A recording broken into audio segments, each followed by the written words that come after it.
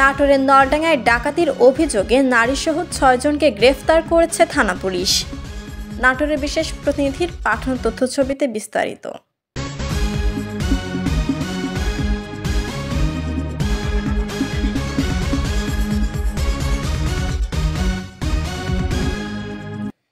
নাটোরের নলডাঙ্গায় ডাকাতি হওয়া একটি ব্যাটারি চালিত অটোরিকশা উদ্ধার করা সহ ডাকাতির অভিযোগে নারীসহ ৬ জনকে গ্রেফতার করেছে পুলিশ।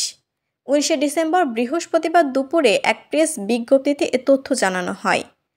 গ্রেফতারকৃতরা হল নওগাঁ জেলার মান্দা থানার আবিদ গ্রামের নাসির উদ্দিন প্রামাণিকের ছেলে মোহাম্মদ শান্ত ইসলাম, একই জেলার একই থানার চকবালু গ্রামের গয়েশ উদ্দিনের ছেলে মোহাম্মদ রাকিবুল হাসান, রানীনগর উপজেলার বিসিয়া গ্রামের ইউসুফ সর্দারের ছেলে মোহাম্মদ নাইম সর্দার, বদলগাছি থানার কলার পালসা মধ্যপাড়া গ্রামের আব্দুল মণ্ডলের ছেলে মোহাম্মদ আসাদুল ইসলাম, বদলগাছি থানার বিলাসবাড়ি এলাকার মৃত আলম হোসেনের মেয়ে মোসাম্মদ নিশা খাতুন এবং নওগাঁ সদরের আরজিনওগাঁ মহল্লার মৃত আহাদ আলীর ছেলে মোহাম্মদ হারুনুর রশিদ।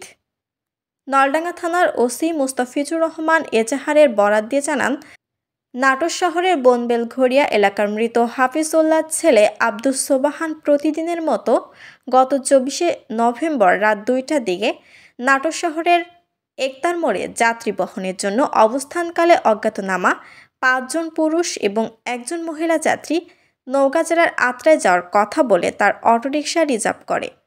যাত্রী নিয়ে নওগাঁ জেলার আত্রাই এলাকায় যাওয়ার জন্য রওনা করেন আব্দুস সোবাহান। পরবর্তীতে রাত ২:৩০টার দিকে নলডাঙ্গা হতে আত্রাইগামী মহাসড়কের বীরকুৎসা প্রথম ব্রিজের ওপর পৌঁছামাত্র যাত্রীবেশে ডাকাতরা পূর্বপরিকল্পিতভাবে হত্যার উদ্দেশ্যে ধারালো চাকু দিয়ে আব্দুস সোবাহানকে কুপিয়ে জখম করে ফেলে দেয়।